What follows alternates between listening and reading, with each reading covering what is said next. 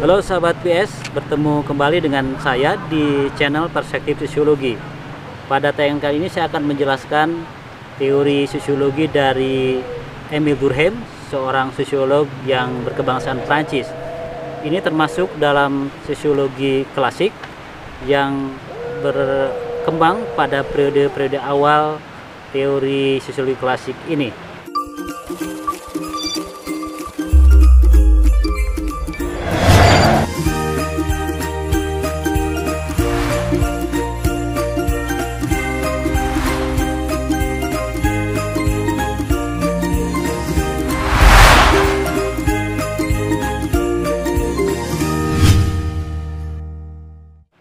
Nah, saya akan mulai dengan penjelasan tentang biografi singkat dari Émile Durkheim ini.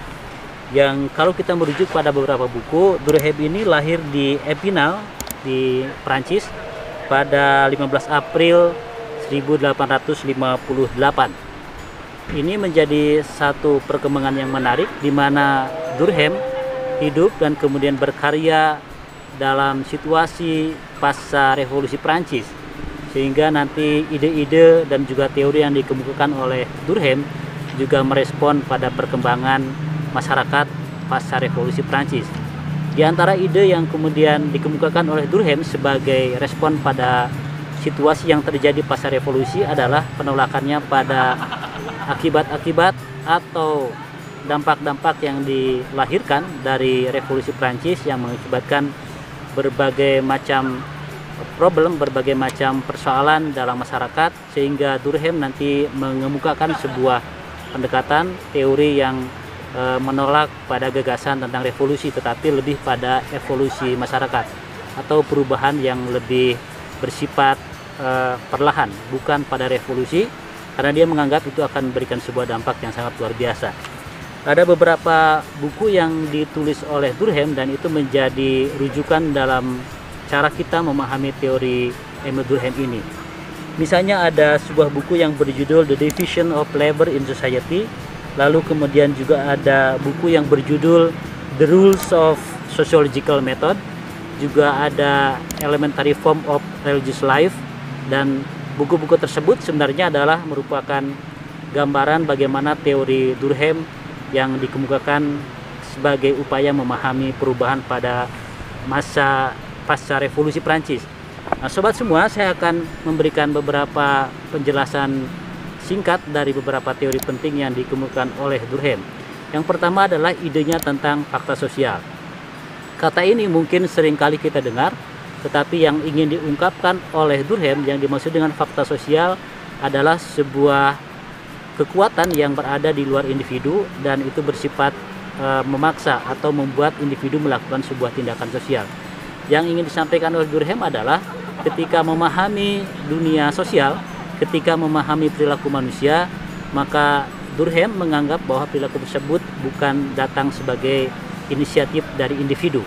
Nah, yang ingin disampaikan oleh Durkheim adalah bahwa gejala-gejala sosial sebenarnya tidak didatangkan atau tidak dilakukan karena bersifat mental, tetapi lebih sebagai sebuah dorongan yang bersifat eksternal. Nah, Durkheim kemudian membagi ada lingkungan menjadi dua bentuk. Yang pertama ada yang disebut dengan lingkungan sosial, yang kedua ada lingkungan fisik. Yang dimaksud dengan lingkungan fisik adalah alam di sekitar kita, dari mulai tempat tinggal, lalu kemudian iklim dan lain-lain, itu yang juga sangat berpengaruh bukan hanya pada manusia, tetapi juga misalnya bisa kita lihat pada binatang. Tetapi yang kedua yang ingin disampaikan oleh Durkheim juga terkait dengan lingkungan sosial, yang nanti terkait dengan ide tentang fakta sosial. Nah, Durkheim menjelaskan ide tentang fakta sosial misalnya dalam sebuah penelitian yang sangat populer yang berjudul Suicide, atau dalam bahasa Indonesia disebut dengan fenomena bunuh diri.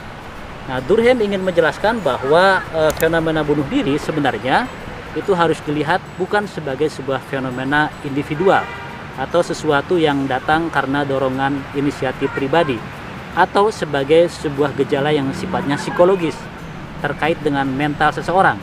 Nah, Durkheim menjelaskan bahwa fenomena suicide atau fenomena bunuh diri itu justru didorong oleh hal yang tadi disebut sebagai fakta sosial. Lalu kemudian Durkheim membagi, ada sebagian buku menyebutnya 3, ada juga yang menyebutkan 4 bentuk fenomena suicide yang dijelaskan oleh Durkheim. Yang pertama adalah yang disebut dengan anomik. Jadi anomik ini adalah satu fenomena bunuh diri yang dilakukan oleh seseorang karena dia menghadapi situasi yang sangat kacau, anomi seperti itu, sehingga orang kehilangan pegangan dalam kehidupannya karena terjadi dalam situasi yang kacau seperti itu. Ini tentu saja bisa kita baca konteksnya ketika Durkheim hidup pada masyarakat pasca revolusi Prancis, di mana aturan-aturan sosial yang semula digunakan oleh masyarakat pra-revolusi lalu kemudian hilang dan orang kehilangan pegangan. Terjadilah apa yang disebut sebagai anomik. Maka kata Durkheim, tindakan orang melakukan bunuh diri pada situasi seperti itu didorong oleh kekacauan yang ada di sekitar kehidupan mereka. Yang kedua ada yang disebut dengan egoistik.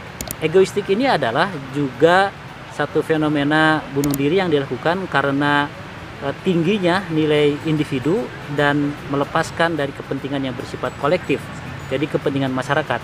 Di sini yang lebih utama adalah nilai individunya, tetapi ketika terjadi sebuah krisis maka akan melakukan sebuah tindakan yang sifatnya egoistik, berarti dia melepaskan dari nilai-nilai kolektif. Nah, kemudian yang ketiga disebut dengan altruistik. Nah, altruistik ini adalah kebalikan dari egoistik. Kalau egoistik mementingkan diri sendiri, sementara kalau altruistik justru si individu terlalu terlibat atau terikat dengan nilai-nilai kolektif sehingga nilai individunya menjadi hilang. Saya ambil contoh, misalnya kita bisa melihat beberapa tradisi atau mungkin ada nilai-nilai tertentu dalam beberapa masyarakat yang membuat orang terdorong untuk melakukan satu tindakan-tindakan yang bersifat altruistik. Misalnya dalam masyarakat Jepang, dulu kalau kita baca sejarah perang Jepang misalnya, ada yang disebut dengan kamikaze. Kamikaze itu adalah satu tindakan yang dilakukan oleh seorang pilot pesawat misalnya, dia akan mengorbankan dirinya, jadi nilai individunya tidak lebih penting dibanding nilai nasionalisme terhadap Jepang. Atau dalam konsep agama Islam misalnya juga ada konsep, sebagian orang ada yang menyebut sebagai konsep jihad misalnya, dengan mengorbankan nilai individu untuk kepentingan yang jauh lebih besar. Nah, kata Durkheim, jadi tindakan seorang itu bukan datang dari psikologis atau individu, tapi lebih dari dorongan yang sifatnya fakta sosial atau nilai yang bersifat eksternal dan kemudian memaksa orang untuk melakukan tindakan seperti itu. Nah, sobat semua, saya akan memberikan contoh yang lebih mudah sebenarnya bagaimana kita memahami apa itu fakta sosial. Misalnya kalau sobat semua pergi ke satu tempat, mungkin akan ditemui ada aturan, ada tradisi, ada kebudayaan di tempat tersebut, maka sobat semua akan memilih satu atau tindakan tertentu yang menyesuaikan dengan kebudayaan di tempat seperti itu. Nah, pilihan sobat semua untuk berperilaku sesuai dengan aturan atau tradisi di tempat yang ditemui oleh sobat semua itu menurut Durkheim bukan datang dari dorongan individu, tetapi merupakan dorongan yang bersifat eksternal yang memaksa tindakan individu untuk melakukan hal seperti itu. Itulah yang dimaksud dengan fakta sosial. Nah, Durkheim juga menjelaskan satu teori yang lain terkait dengan misalnya perubahan dalam masyarakat. Jadi masyarakat mengalami perubahan dari masyarakat yang tradisional ke masyarakat modern. Ini juga masih berbicara tentang nilai-nilai kolektif. Kata Durkheim, masyarakat mengalami perubahan, lalu kemudian di situ juga ada satu perubahan yang mengikat kenapa individu-individu itu membentuk sebuah kesatuan yang namanya masyarakat, yang kemudian dibahas oleh Durkheim dalam buku The Division of Labor in Society atau pembagian kerja dalam masyarakat. Yang ingin dikemukakan oleh Durkheim adalah tentang kenapa sebuah masyarakat bisa bersatu, bertahan, itu terkait dengan persoalan identitas atau persoalan solidaritas sosial. Nah, kata Durkheim, ketika masyarakat mengalami perubahan dari masyarakat tradisional ke masyarakat modern, itu ada yang berubah. Dalam masyarakat yang tradisional, orang bisa bersatu itu adalah karena kesamaan dalam masyarakat yang ada di satu tempat.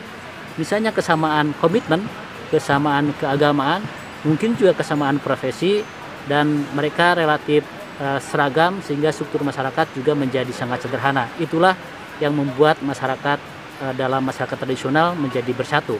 Saya ambil contoh misalnya ketika sobat semua berkunjung misalnya ke tempat-tempat lokasi masyarakat atau komunitas yang masih tradisional, maka mereka relatif homogen, sama dalam pekerjaan, dalam komitmen keagamaan, kemudian juga perasaan-perasaan kekelompokan, ada kolektivitas yang terbentuk karena kesamaan. Nah, ketika masyarakat berubah menjadi masyarakat yang lebih modern seperti masyarakat perkotaan, ini juga tetap membuat masyarakat bersatu, tetapi poin yang membuat mereka bersatu bukan pada kesamaan. Justru yang membuat masyarakat itu terbentuk menjadi sebuah kesatuan adalah heterogenitas atau perbedaan. Misalnya, dalam masyarakat kota orang cenderung menjadi terdiferensiasi secara profesi, pekerjaannya beda-beda, kemudian juga latar belakang sosial, kemudian latar belakang etik juga cenderung sangat heterogen. Tetapi justru itulah perbedaan yang membuat ketergantungan antara satu individu dengan individu yang lain. Saya akan ambil contoh misalnya kalau sobat semua melihat di masyarakat modern, itu di perkotaan misalnya ada beberapa profesi yang berbeda, tetapi mereka membentuk satu jaringan tertentu, membentuk sebuah masyarakat. Nah, menurut Durkheim, yang membuat mereka bersatu menjadi sebuah masyarakat adalah profesinya atau juga perbedaan yang ada dalam masyarakat sehingga dia tergantung satu sama lain. Saya ambil ilustrasi, ini sudah saya jelaskan sebelumnya pada video tentang Durkheim juga, tentang solidaritas mekanik ini. Adalah misalnya ketika kita melihat dalam satu skup yang kecil di kampus misalnya, maka itu menjadi sebuah kesatuan yang masyarakatnya ada diferensiasi profesi dan pekerjaan dan juga fungsi. Misalnya ada dosen, ada mahasiswa, ada dekan, ada ketua jurusan dan lain-lain, dan mereka tergabung menjadi sebuah kesatuan karena memiliki fungsi yang berbeda dan mereka saling membutuhkan fungsinya. Jadi satu fungsi hanya akan berguna karena ada fungsi yang lain. Nah, sobat semua, yang terakhir yang kemudian harus diingat dari teori Durkheim adalah terkait dengan masih tentang nilai kolektif dalam sebuah masyarakat, yaitu tentang the religious form of religious life atau bentuk-bentuk kehidupan keagamaan. Yang dikemukakan oleh Durkheim pada buku ini adalah tentang yang dimaksudkan Durkheim dengan yang sakral dan yang profan. Menurut Durkheim, bahwa agama itu sesungguhnya adalah merupakan kesepakatan masyarakat, sebuah nilai kolektif yang kemudian masyarakat membagi mana yang disebut dengan sakral dan mana yang disebut dengan profan. Jadi sesuatu itu disebut sakral dan profan sebenarnya adalah sebuah hasil kesepakatan masyarakat. Karena itu kita akan melihat bahwa definisi sakral dan profan dalam setiap masyarakat juga berubah-ubah. Nah, sobat semua, Durkheim ini memberikan satu fondasi dalam teori sosiologi untuk membedakan bahwa mempelajari sosiologi itu berbeda dengan disiplin ilmu yang lain. Di antaranya yang saya kemukakan di awal, yaitu analisis sosiologi itu harus berdasarkan pada analisis yang bersifat fakta sosial. Demikian sobat semua, kalau ada pertanyaan silakan sampaikan di kolom yang tersedia dan sampai jumpa.